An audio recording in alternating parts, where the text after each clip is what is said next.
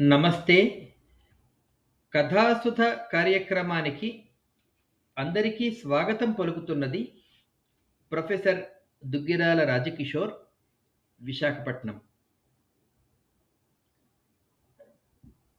అనగనగా ఒక వృద్ధుడు, పేదవాడు ఒక ధనవంతుడి ఇంటికి వెళ్ళాడు. తలుపు తట్టాడు. లోపల నుంచి ఆ ధనవంతుడొచ్చి తలుపు తీశాడు.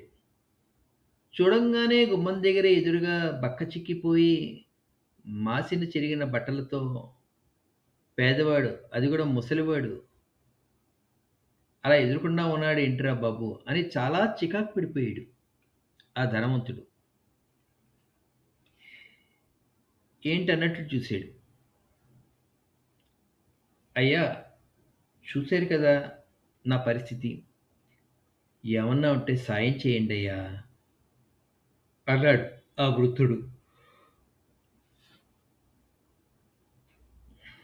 ఎంతో కోపంతో, ఇలాంటి వాడు నా గుమ్మంలోకి వచ్చాడా,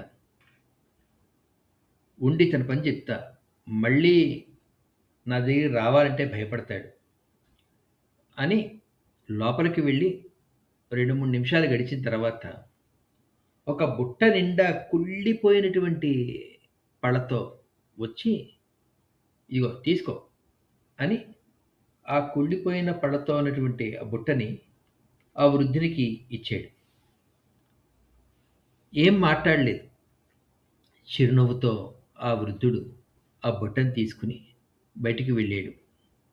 కాస్త దూరంగా వెళ్ళి ఆ పళ్ళన్నీ కూడా అక్కడున్న చెత్త కుండీలో పారేసి, మరో పక్క ఓ కుళాయి ఉంటే అక్కడ నీటి కింద ఆ బుట్టని చాలా శుభ్రంగా కడిగి, తర్వాత పక్కనే ఉన్న తోటల్లోకి వెళ్ళి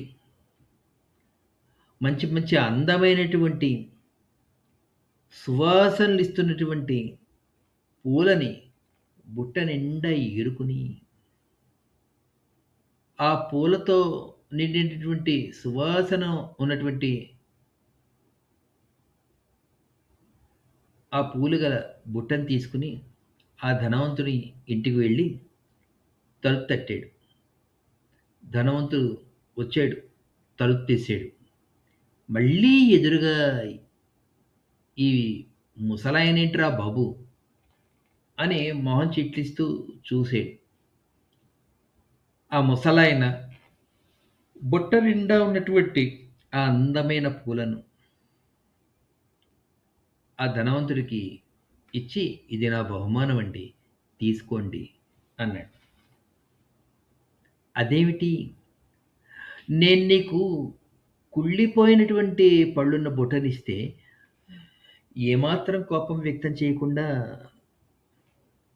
పైగా వెనక్కి తిరిగొచ్చి అందమైన సువాసనలిచ్చేటువంటి పూలతో నిండిన బుట్టను నాకు బహుమానంగా ఇస్తున్నావేంటి అని అడిగాడు. అప్పుడు ఆ వృద్ధుడు చెప్పాడు, ఎవరైనా వాళ్ళ మనసులో ఏముందో అదే కదా ఇతరులకు ఇచ్చేది. మీ మనసులో కుళ్ళుంది కాబట్టి కుళ్ళిపోయిన పళ్ళను నాకు ఇచ్చారు. నా మనసులో మెత్తటి వాసనలిచ్చే పువ్వుల్లాంటి మంచి మంచి ఆలోచనలున్నాయి. అందుకనే అందమైన పువ్వులన్నిటినీ ఏరుకుని నేను మీకు బహుమానంగా ఇచ్చాను. గుర్తుంచుకోండి, ఎవ్వరైనా సరే తమ మనసులో ఏముంటుందో దానిని మాత్రమే ఇంకొకళ్ళకి ఇస్తారు